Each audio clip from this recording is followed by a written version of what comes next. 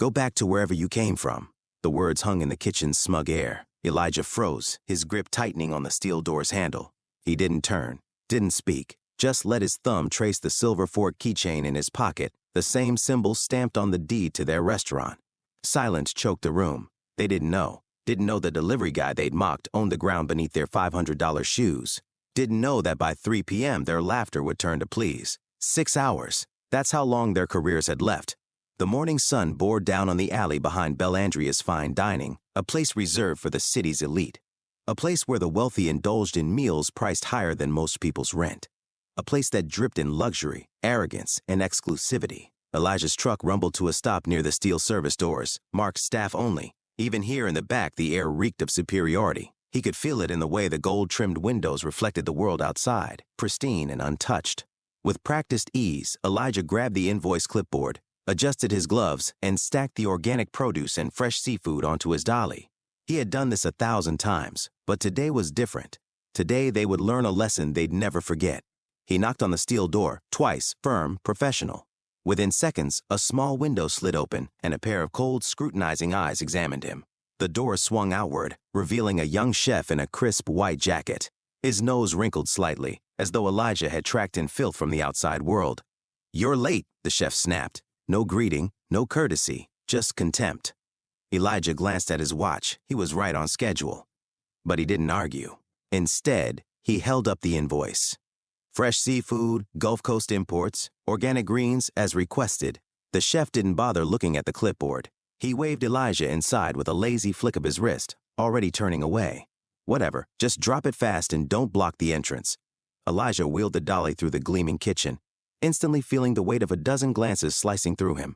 The place was a shrine of excess, polished marble floors, crystal-clear glass racks stacked with premium wines, and stainless steel counters shining under golden chandeliers. It was breathtaking, and yet it felt suffocating.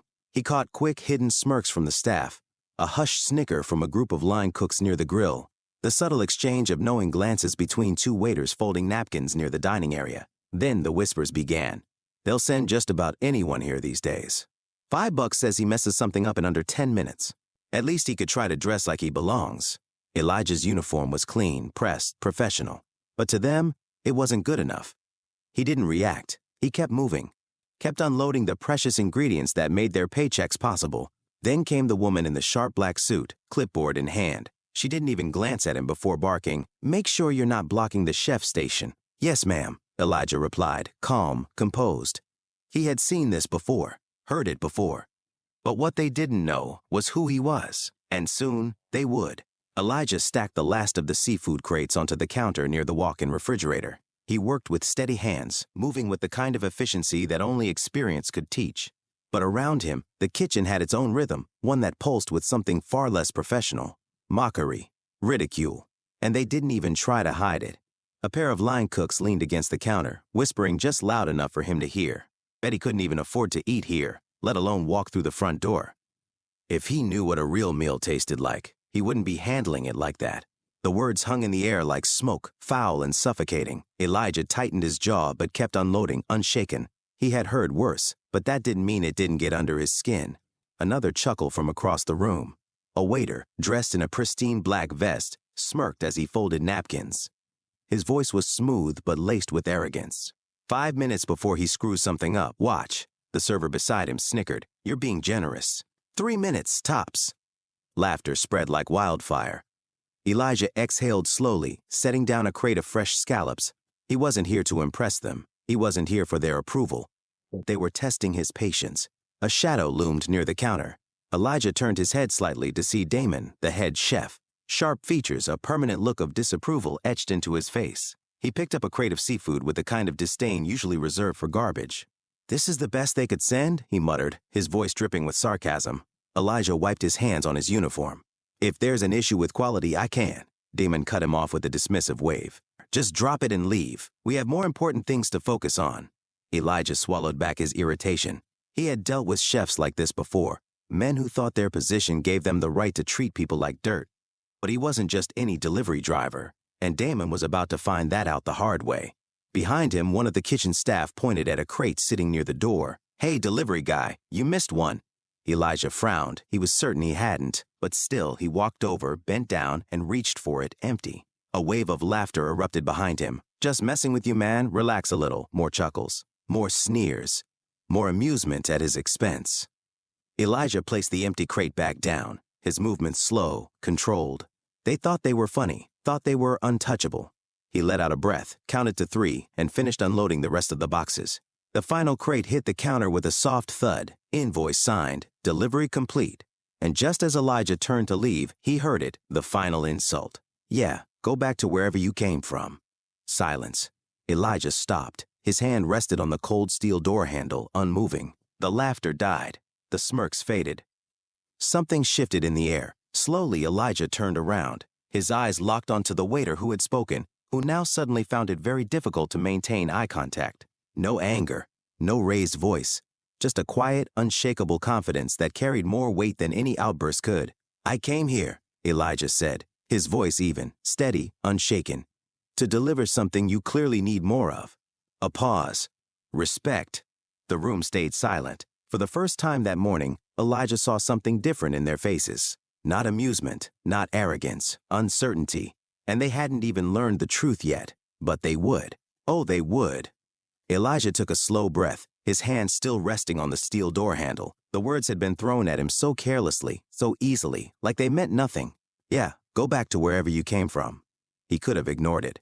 He could have walked away like he had done so many times before.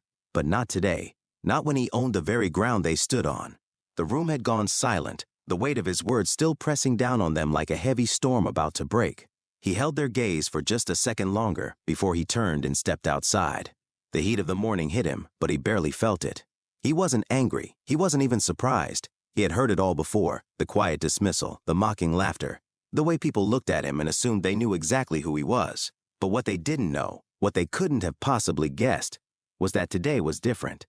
Today, they had insulted the wrong man. Elijah walked to his truck, his footsteps slow, deliberate. His fingers tapped against the side of the vehicle, the only sign of the storm brewing beneath his calm exterior. He turned and looked back at the restaurant, taking it all in. The elegant gold-lettered sign above the entrance, the polished glass windows, the very place that had built its reputation on exclusivity and status. And now it belonged to him. The irony of it almost made him laugh. A few weeks ago, he had signed the final paperwork. It had been a long journey, years of sacrifice, of late nights and early mornings, of working twice as hard for half as much. But now, he had built something of his own, not inherited, not gifted, earned. And these people, the ones who had laughed at him, mocked him, dismissed him like he was nothing, they had no idea that in a few short hours they would be answering to him. Elijah pulled out his tablet, swiping through his notes. The meeting was scheduled for 3 p.m. sharp. They didn't know it yet, but it wasn't just going to be a simple introduction. No, this wasn't about titles or authority. This was about setting the tone for what came next. Inside the restaurant, the mood was different. The laughter had died down, but the arrogance remained. Damon leaned against the counter, arms crossed. Finally, he's gone. We have real work to do. A waiter scoffed. What's this meeting about anyway? Another lecture on customer service? Another chuckled. Doubt it. The new owner hasn't even bothered to show up yet. Damon smirked. Whoever they are, they better not get in my way. Elijah chuckled softly to himself. They still didn't know. But at PM they would. And by then, it would be too late to take anything back. Elijah sat in his truck, the cool air from the vent brushing against his face. He didn't need it. His blood wasn't running hot. His emotions weren't out of control. No, he was calm, too calm. Because this moment, he had waited for it, prepared for it, and now it was finally here. He glanced down at his tablet, scrolling through the final documents. Everything was in place. The purchase had gone through weeks ago. Every signature, every legal stamp, every approval. Bel Andreas was his. Yet inside, they were still treating him like he didn't belong. He thought back to his journey, the years of struggle, the back-breaking work, the sacrifices no one had seen. He had grown up in a small town in Louisiana, where opportunities were as scarce as people who believed in him. His parents had worked day and night to keep food on the table. His father, a construction worker with hands worn from years of labor.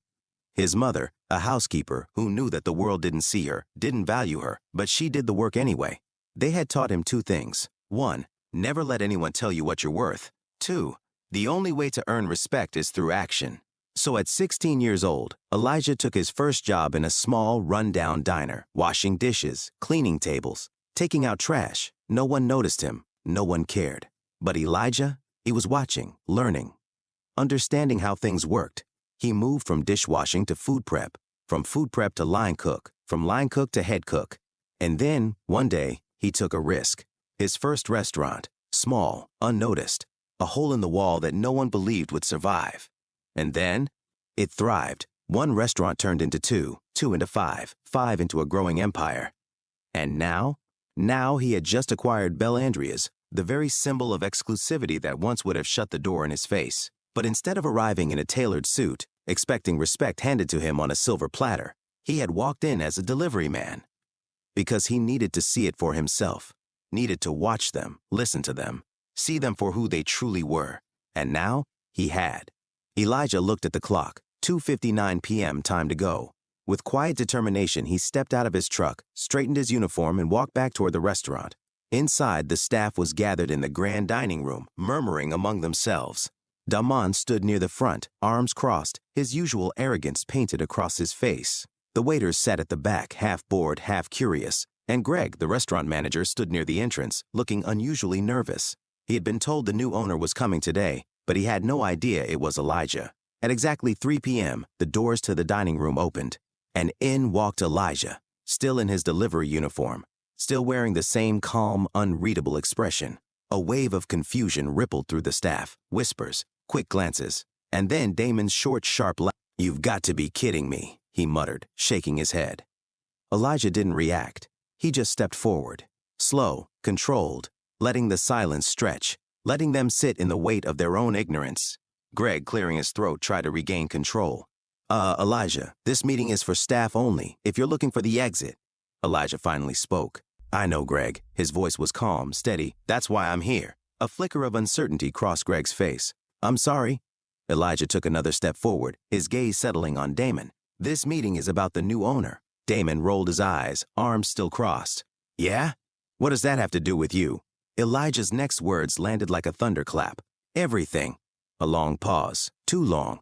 Then finally, realization dawned. Slow, painful.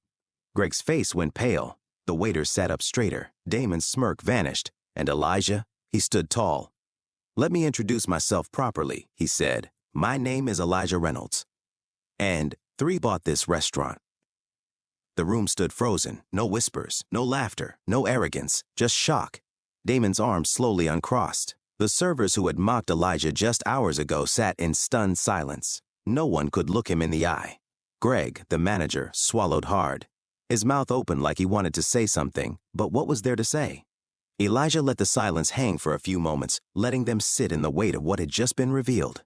Then, with the same calm, steady voice, he continued. 3 weeks ago, I signed the papers. This restaurant, this staff, this entire operation, it's mine now. No one spoke.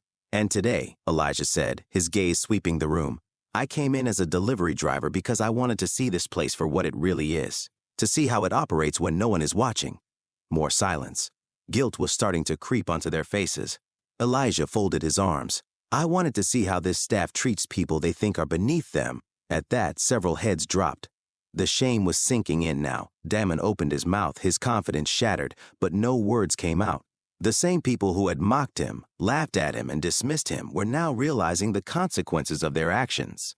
Elijah took a slow breath, his voice never rising, never losing its controlled power. You assumed I was just a delivery guy. You assumed I was beneath you, and because of that, you showed me exactly who you are.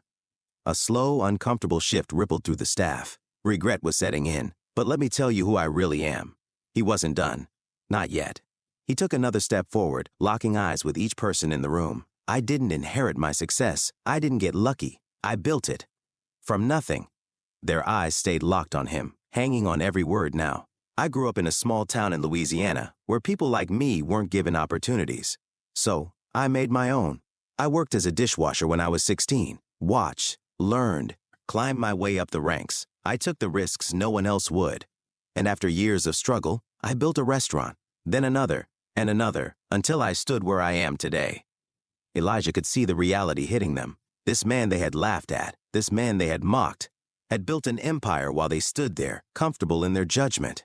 This place, Bel Andreas, is just another step in my journey. He let that sink in for a moment. Then his tone changed, more direct now. But let me make something very clear. He straightened his shoulders, his presence commanding every inch of the room. I don't tolerate arrogance. I don't tolerate disrespect. Not to me, not to customers, not to anyone on this staff. The weight of his authority settled over the room like a final judgment. Damon, the head chef who had been so smug before, looked at the floor. The servers, who had once smirked in amusement, now looked anywhere but at him. They were beginning to understand. This was about the future of this restaurant. Elijah wasn't just some CEO sitting in an office. He was here, in the trenches, on the floor, paying attention. And that meant everything was about to change. The weight in the room was unbearable. No one dared to speak. Elijah let the silence stretch, watching as the realization fully sank in. This wasn't a joke. This wasn't a prank. He was their boss. Damon, the once arrogant head chef, finally forced himself to meet Elijah's gaze. His usual smirk was gone, replaced by something else, discomfort, maybe even fear. Greg, the manager, fidgeted near the entrance. The waiters who had laughed that morning now sat rigid in their chairs, staring down at the polished floors. Elijah took a slow step forward. What I saw today, he began, his voice calm but firm, was disappointing. His words cut through the air like a knife. I walked in here just like anyone else, a man doing his job. And what did I get in return? He let the question hang. No one spoke. Elijah's gaze swept over them, unblinking. Mockery, condescension, arrogance. Not just from one or two of you, but nearly everyone in this room. More shifting in chairs, more guilt. The way you treated me today, that wasn't just about me. That tells me how you treat anyone you think isn't worth your respect. The people delivering your ingredients, the guests who don't look like they belong, the staff members who don't fit into your little hierarchy. A long pause. And that, Elijah continued, his voice unwavering, is a serious problem. Damon finally spoke, his voice quieter than before. I didn't mean any disrespect. Elijah cut him off with a simple, measured glance. Didn't mean to? Didn't think it mattered. Didn't care. Damon's mouth snapped shut. It's easy to laugh when you think you have power over someone, isn't it? Elijah said. More silence. A waiter near the back rubbed his hands together nervously. Another swallowed hard, eyes still locked on the floor. They weren't just uncomfortable anymore. They were ashamed. Good. They needed to be. Let me tell you something about respect, Elijah continued. His voice didn't rise. He didn't need to shout. Respect isn't a luxury. It's not something you give only to people who look important. It's the foundation of any business that actually lasts. And in this restaurant? He paused, his next words final. That changes today. Greg, the manager, finally found his voice. It was weak, almost hesitant. What exactly does that mean? Elijah took another step forward, standing at the center of the room, owning every second of it. It means this isn't just about a speech. It's about a culture shift, effective immediately. Damon's shoulders tensed. The servers exchanged nervous glances. They all understood now. This wasn't optional. Elijah folded his arms. I don't care how talented you think you are. If you can't show basic respect to the people around you, guests, staff, delivery personnel, anyone, then you won't work here. Simple as that. The words hit hard. One of the waiters nodded slowly. Another swallowed back what looked like an apology. Even Damon, though still stiff with pride, had nothing to say. Because deep down, he knew Elijah was right. Elijah let his final words settle before speaking again. Now, if you have a problem with this, you can leave. No one moved. But if you're willing to do better, really do better, then prove it. His gaze lingered on Damon, waiting. The chef lowered his head. I understand, he muttered. It wasn't much, but it was a start. Elijah gave a small nod. Good. Because starting today, everything was about to change. The room was still. No one spoke. No one moved. Elijah had just given them a choice, stay and change or leave. And for the first time, they understood the weight of it. Damon, the once cocky head chef, stood rigid, his jaw tight. His arrogance had been stripped away. There was no arguing with what had happened. The waiters who had sneered earlier now sat motionless, the shame written across their faces. Greg, the manager, swallowed hard before clearing his throat. Elijah, he said carefully, his voice quieter than before. We didn't know. Elijah turned his gaze to him, steady, unreadable. That's exactly the problem, Greg, he replied. You didn't know, because you never cared to look past your assumptions. Greg opened his mouth, but no words came out. Elijah sighed, shaking his head. Respect is the bare minimum, he said, and yet you all failed that test today. You assumed my worth based on how I looked, based on my job. And if you did that to me, you've done it to others too. A pause. So tell me, how many guests have walked through those doors and felt the same cold arrogance I did? The question landed like a punch. One of the waiters shifted uncomfortably in his seat. A sous chef rubbed the back of his neck. They knew the answer. Too many, for too long. Elijah let that realization sink in before he continued. This isn't just about me. This is about the kind of place this restaurant is going to be. Because if Bellandria's continues down this path, it won't just be known for its food. His eyes scanned the room. It'll be known for its arrogance, for its prejudice, for its inability to see past appearances. More shifting, more discomfort. Elijah let the silence stretch before delivering the final truth. And that will be what ruins this place. A heavy quiet filled the space. Damon finally exhaled, his face tense. I was wrong, he muttered. Elijah didn't let him off easy. Yes, you were, he said bluntly. More silence. Finally, one of the waiters spoke. I want to do better, she said. Her voice was hesitant but genuine. Another waiter nodded. A line cook shifted in his stance, clearing his throat before mumbling, Me too. Even Greg, the manager, gave a reluctant nod. Elijah took one slow breath. Then prove it. Because words meant nothing. Change came through action. And starting today, this place was going to change. Elijah stood in the center of the room, his arms crossed, his expression unreadable. The choice was theirs now. He had said his piece. He had laid down the reality they had been blind to for too long. And yet, no one moved. Not a single person walked out. Damon's usual arrogance had faded into something else, something closer to realization. The waiters, the line cooks, the servers, they all knew what was at stake now. This wasn't about a lecture. It wasn't about a power move. This was about fixing what was broken before it ruined everything. Elijah exhaled. Actions speak louder than words, he said, his voice calm but carrying an undeniable authority. So here's what's going to happen. The room stiffened, everyone listening, really listening now. Starting today, this restaurant is changing. The way we treat our guests, the way we treat each other, the way we treat everyone who steps through those doors, whether they're dining, working, or delivering. He let his gaze move over them, one by one. Respect is no longer optional here. The silence was thick. If you can't be part of that change, you're free to leave now. Elijah waited. The seconds stretched. And yet, no one left. Greg swallowed hard, then nodded. Understood.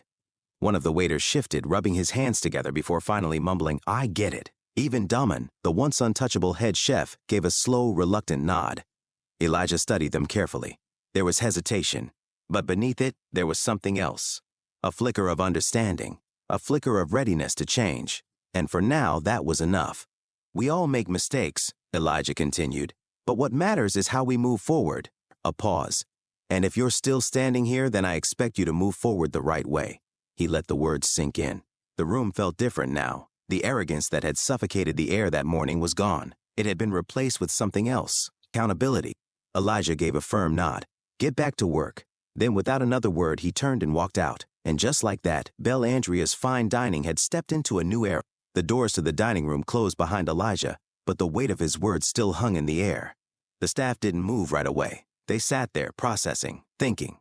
For the first time, they weren't just reacting, they were reflecting.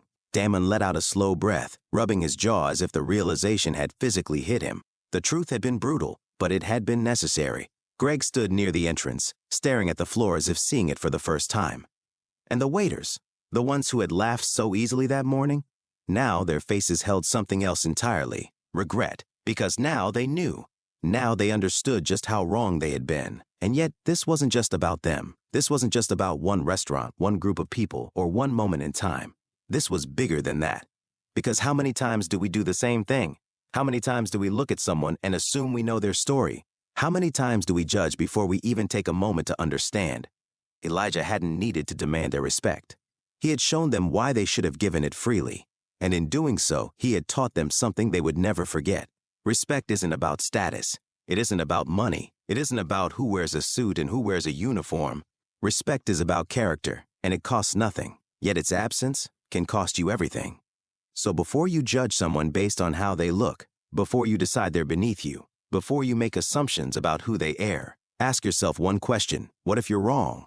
Because one day, the person you look down on might be the very person standing above you. And by then, it will be too late to take back everything you said. Respect is free, but the lack of it can cost you more than you ever imagined.